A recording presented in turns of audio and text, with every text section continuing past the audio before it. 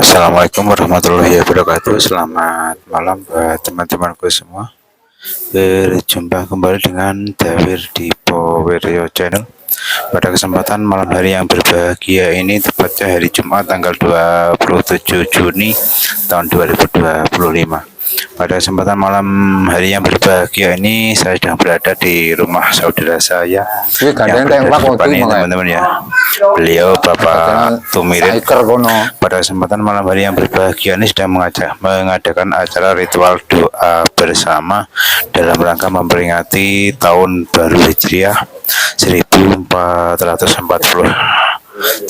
atau memperingati tahun baru Jawa 1959.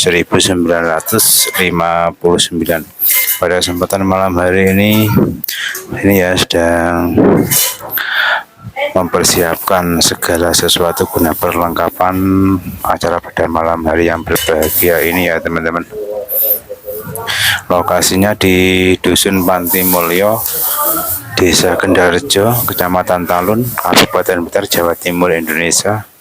Yang mana pada kesempatan malam hari yang berbahagia ini bertepat di rumah saudara saya Bapak Tumirin, dan juga dihadiri oleh ini ya saudara-saudara saya dari Dusun Panti Mulyo, Tegalrejo, dan juga ada saudara saya yang di ujung sana itu dari Mendelaren, dan juga ada ini ya abang saya Bapak Minarti, dan juga saudara-saudara saya ini ya semua pada kesempatan malam hari ini ya berkumpul memenuhi undangan Bapak Tumirin dalam rangka menyambut tahun baru Hijriah 1447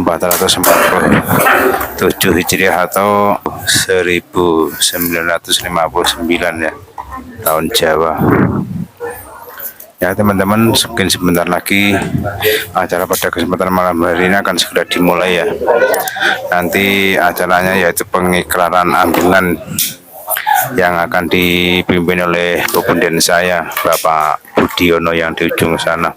Ya teman-teman, jangan lupa untuk like, komen, dan subscribe-nya channel ini agar bisa mengetahui perkembangan terbaru dari Dawir di Powerio Channel.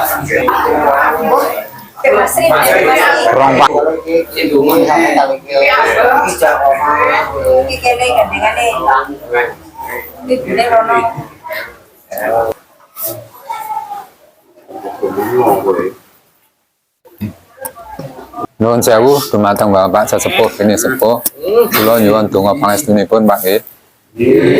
Nggih nuwun pareng matur dumateng bapak-bapak ingkang sami katuran pinarak wonten mriki sedaya.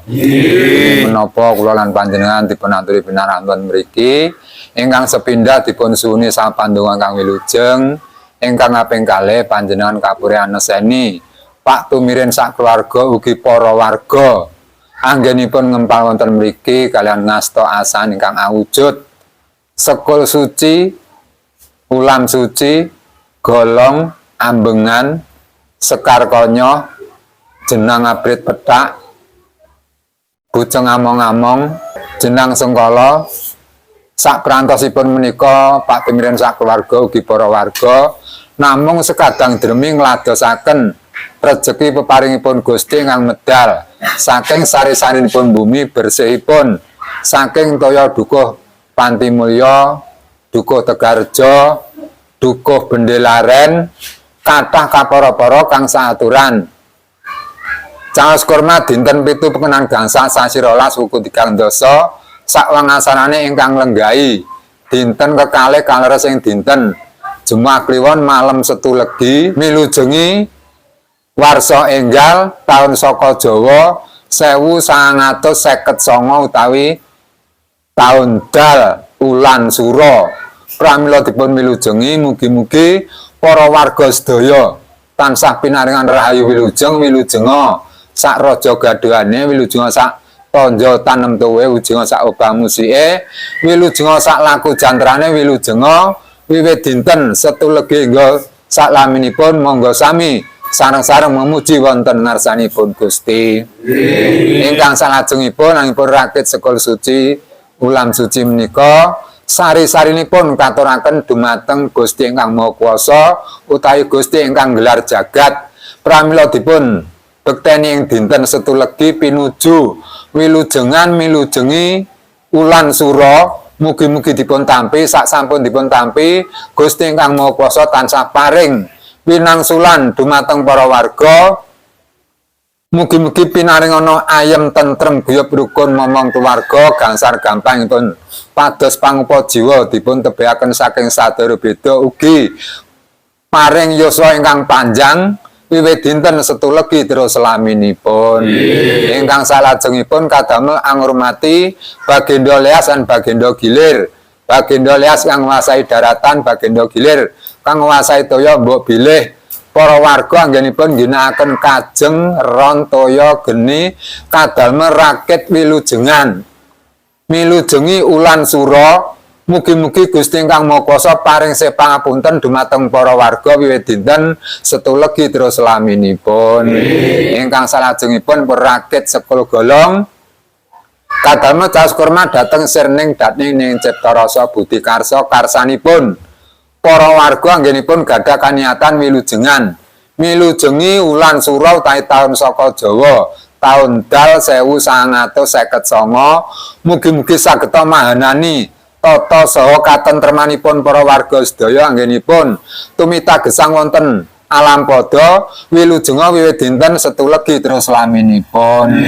Ingkang salajengipun kadamel angurmati sedaya para leluhur ingkang cikal bakal banjar pekawisanipun para warga piyambak-piyambak ugi ingkang cikal bakal wonten dukuh Pantimulya, wonten dukuh Tegarjo, wonten dukuh Bendelaren sareng-sareng dipun bekteni ing dinten Jumat Legi pinuju wilujengan milujengi ulan sura utawi badhe njangkah lumampah taun dal. Mugi-mugi sedaya leluhur tansah njurung pamuji dumateng para warga anggenipun tumita gesang wonten madya pada menika mugi tansah pinaringan ayem tentrem jenjem permanem wiwit dinten Setu Legi terus selaminipun. Ingkang salajengipun kadamel anggenipun rakit sekul ambengan kadamel ambekteni Ibu Bumi Bapa Angkasa Ibu Wengi Bapa Rina ingkang dipun serambahi rinten kelawan dalu delasan ingkang dipun suwuni sandang kelawan boga sareng-sareng dipun bekteni dinten Setu Legi menika mugi-mugi dipun tampi sak sampun dipun tampi Ibu Pertiwi tansah mangsulana upa boga pariboga ingkang agung sageta turah luwih kadamel ngayahi keluarganipun piyambak-piyambak awit dinten Setu Legi terus laminipun. Ingkang salajengipun perakit sekar kanya kadamel cas kurma dhateng Mbok Siti Dewi Pertimah. Pertimahipun sekeluarga tiyang estri. Mbok bilih wonten kalepatan yang pun ginakaken upa boga pariboga ingkang sepindah damel lelados dhateng guru jaler minggahipun dhateng pinisepuh lumebaripun dhateng sanak kadang utawi kadamel wilujengan milujengi ulan sura badhe njangkah lumampah wonten taun dal. Mugi-mugi Mbok Siti Dewi Pertimah paring sepangapunten dumateng keluarga tiyang estri wiwit dinten Setu Legi terus laminipun. Ingkang salajengipun pun rakit sekul Bujeng Among-among kadamel ambekteni Kakek Among-raga Nini Among-raga ingkang ngemongi jiwa raganipun para warga. Mugi-mugi dipun jagi serintene sedalune sageta jejeg ajeg anggenipun tumita gesang wonten madya pada wiwit dinten Setu Legi terus laminipun. Ingkang salajengipun murakit jenang abrit petak menika ngawirah kelawan roh dumadosipun para warga. Pralampitanipun Gusti ingkang Maha Suci titise yang widit tetese saking bapa tetese saking guwa garba ibu ingkang sampun dados jasad raga rasa dan saprantosipun menika mugi-mugi saged mahanani tata saha katentremanipun para warga anggenipun tumita gesang wonten alam pada wiwit dinten Setu Legi terus laminipun. Ingkang salajengipun murakit jenang sepuh kadamel cas kurma dhateng Kakang Kawah Adihari Kakang Kawah Adihari Kakang Barep Adi Muragil ingkang tunggal pertapan siji panggonan dengan sareng sakwat sedinten ingkang kraketing sela katuting toya minggah dhateng ngawiyat ingkang lumban dhateng segantenipun para warga ugi dipun bekteni dinten setulegi mugi-mugi sageta nampi saring rasa saring gondo sak sampun dipun bekteni menika sedherekipun para warga tansah ngembani bau kanan kiri ngajeng wingking ngandhap nginggil sageta jejeg ajeg anggenipun tumita gesang wonten Madyapada dinten setulegi terus laminipun ingkang salajengipun kadamel ambekteni kaki danyang nini danyang ingkang mengkoni kebat tapat 5 pancer kang remesa ing duka panti mulya eyang gimbal sak kukupan eyang nyai Asmarasari sak kukupan ingkang wonten tlatah pawengkon Duka Tegarjo yang jumurun tani sak kukupan ingkang wonten tlatah Bendelaren yang Nyai Asrep sak kukupan ugi sesepuhipun danyang tanah Pulo Jawi yang esmoyo sareng-sareng dipun bekteni ing dinten setulegi mugi-mugi sageta nampi sane rasa sareng gondo sak sampun dipun bekteni menika sedaya danyang tansah njangkung estu wilujeng dumateng para warga anggenipun tumita gesang wonten Madyapada sageta wilujeng sak raja gaduhane wilujeng sak tanja tanpuwe wilujeng sak obah musike wilujeng sak laku jantrane wilujeng sak iwen-iwenipun lan wilujeng sak tanemanipun wiwit dinten setulegi terus laminipun ingkang salajengipun kadamel angurmati para leluhur-leluhuripun para warga leluhur saking jaler saking estri sepuh miwah anem ingkang krimatan boten krimatan ingkang tebih ingkang celak sedaya dipun kurmati ingkang badan wadhahipun dipun sarekaken wonten sak lumahe bumi sak kurpe angkasa sedaya dipun bekteni dinten setulegi menika mugi-mugi sageta nampi saen rasa sareng gondo sak sampun dipun bekteni mugi tansah paring kinabulan menapa ingkang dados gegayuhanipun para warga anggenipun milujengi ulan sura utawi badhe njangkah lumampah wonten taun dal mugi-mugi sageta kasembadan wiwit dinten setulegi terus laminipun ingkang salajengipun kadamel ambekteni kaki nini bapa biyung ingkang sampun suruting surya miwah ing tasih lestari ingkang sampun suruting surya mugi-mugi tansah dipun tampi karma lan baktinipun saengga roh sucinipun saged tumuju kasuwargan jati lan ingkang tasih lestari mugi tansah pinaringan rahayu nir ing sambikala panjang yuswanipun wiwit dinten setulegi terus laminipun ingkang salajengipun kadamel ambekteni Bathara Surya Dewi Nawulan ingkang majari rinten pawan dalu pramila sareng-sareng dipun bekteni dinten setulegi mugi-mugi Bathara Surya Dewi Nawulan tansah paring pepajar dumateng para warga ingkang wonten sak Nuswantara wiwit dinten setulegi terus laminipun anggenipun rakit jenang Sengkala kadamel angurmati sekatahing beka kala ingkang lumampah wonten taun dal Sengkala ingkang sampun dumawah miwah ingkang dereng sareng-sareng dipun bekteni kalian para warga sak sampun dipun bekteni menika sampun ngantos ganggu siku gendak sengkara dateng para warga ingkang wonten sak Nuswantara mugi-mugi sageta mlampah kae gesang iring-iringan saengga saged manggihaken katentremanipun piyambak-piyambak awit dinten setulegi terus laminipun ingkang salajengipun kadamel ambekteni para leluhur ingkang wonten tlatah pawengkon Gunung Kelut inggih menika Eyang Lembu Sura sak kukupan ingkang wonten tlatah Gunung Gedhong Eyang Cadas Deling Kyat Mojo sak kukupan Eyang Ki Wangsa Sabda sak kukupan Eyang Wali Wahud sak kukupan Eyang Wali Petruk sak kukupan Eyang Nyai Wicara sak kukupan Eyang Joko Lolono sak kukupan Eyang Bogo Sambojo Gumelar Jagat Tirta Agung sak kukupan Eyang Ki Antaka sak kukupan Eyang Nyai Agung sak kukupan Eyang Ki Kertowinangun sak kukupan ugi Eyang Rekmo Kumbabuana sak kukupan Eyang Ratu Adil sak kukupan Trisekti sak Sangjang Ulung sak kukupan sedaya dipun bekteni ing dinten setulegi mugi-mugi sageta nampi rasa sareng gondo sak sampun dipun bekteni menika para leluhur tansah paring pangayoman dumateng para warga awit dinten setulegi terus laminipun ingkang sabat malih kadamel ambekteni para dewa para resi para pandita para ulama ingkang sampun nampi piwucal saking Gusti Kang Maha Kuwasa ingkang sampun kababaraken wonten umatipun mugi-mugi sageta migunani tumrap para warga sageta tumitis anggenipun ginakaken wiwit dinten Setulegi terus laminipun.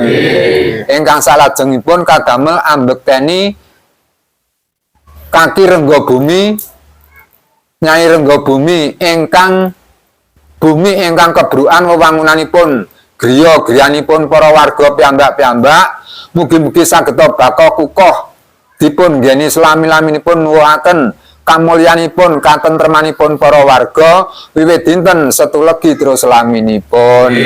Ingkang sabab malih kadamel ambekteni anggenipun nata wewangunanipun griya wilujenga salebetipun griya, wilujenga sakjangipun griya griyanipun para warga sedaya, wilujenga salebetipun turus, wilujenga sakjangipun turusipun para warga sedaya, wilujenga wiwit dinten Setulegi terus laminipun. Mekaten anggen kula ngaturaken mbok bilih wonten kalepatan baik kirang tatas titis anggen kula nggiyaraken anggenipun wilujenganipun para warga milujengi ulan sura badhe njangkah lumampah wonten taudal. Mugi-mugi Gusti Kang Maha Kuwasa tansah njangkepi lan maringono katekan kasembadan menapa ingkang dados gegayanipun para warga wiwit dinten Setulegi terus laminipun.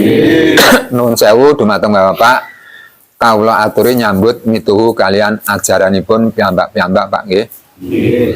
Om Swastiastu. Om Swastiastu.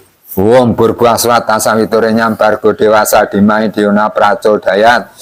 Om Anugrah Manuharam Dewa Data Nugrahakam Yarcanam Sarwa Pujanam Nama Sarwa Nugrahakam Dewa Dewi Mahasiti Yatnyam Yanir Malat Maka Laksmi Tisca Dirgayu Nirwikna Sukawerdita. Om Hayu Werdi Yaso Werdi Pratnya Sukasriam Dharma Santana Vica Santute Sabta Werdaya Nyata Meru Stito Dewa Yawat Gangga Mahitala Tanda Boga kana tawat-tawat pawijayam bawet. Om Pratama sudah, Duitya sudah, Tritya sudah, Caturtya sudah, Pancami sudah, sudah Wariastu. Om Maha Suci yang Maha Suci, sabdane yang Maha Suci. Teguh ing paningali neksa dening wong sak buwana. Kinemulan dening sukma sejati kang musupi. Ngadeg pusring bumi. Allah lanang Allah wadon, akeh tanpa wilangan. Kayune jaya mulya kembange caro cahya. Amuja geni saka wetan, anglebur panca bayane para warga sedaya. Amuja banyu saka kidul, anglebur panca bayane para warga sedaya. Amuja bumi saka kulon, anglebur panca bayane para warga sedaya. Amuja angin saka lor anglebur panca bayane para warga sedaya. Jagat paring kuat, bumi paring rejeki, surya candra pinangka saksi. Tinebena saking sadaya sakit kair ing sambikala. Cinaketna rejekine tinekana sakersane, tinekan saking kersane Gusti Kang Maha Agung. Om Atma Tatbatma Sudayamam Swaha. Om Sri Pasupati Umpat Sriyam Bawantu Suka Bawantu Purnam Bawantu Ya Nama Swaha. Om Santawiya Kayika Dosa Santawiya Wajika Mama Santawiya Manasa Dosa Tat Pramadam Swama Swama. Om Santi Santi Santi. Om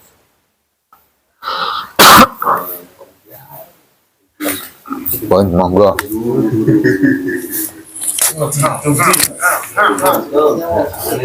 Niki kados biasane cakar ndas wi bagiane sing masak.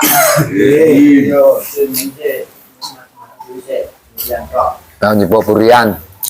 Masih bersama Dewa di Bawira Channel. Demikian tadi acara ritual kenduri dan pengikraran ambengan yang baru saja diikrarkan oleh Pepundhen saya Bapak Budiono.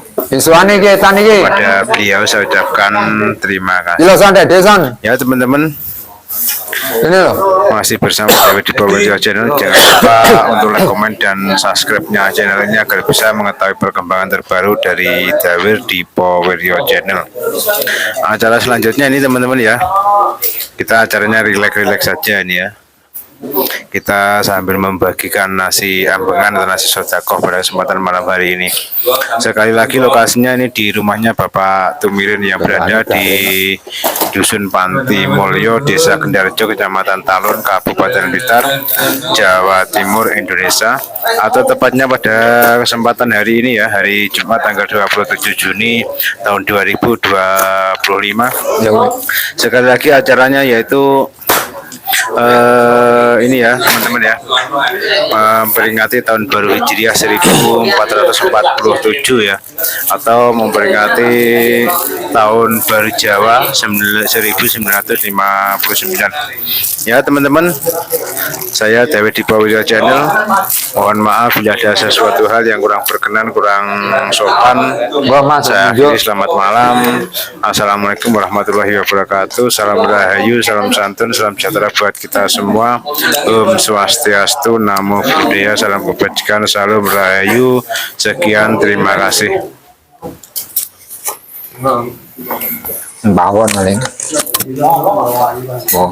Rapopo kan sedenger sih.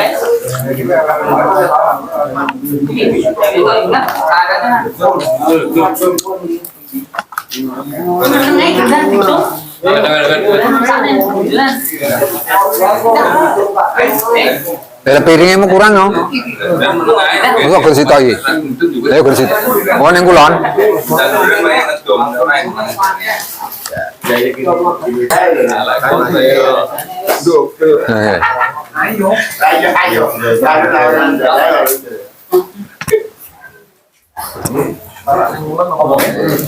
Yang boleh saya, bapaknya soleh sego terus.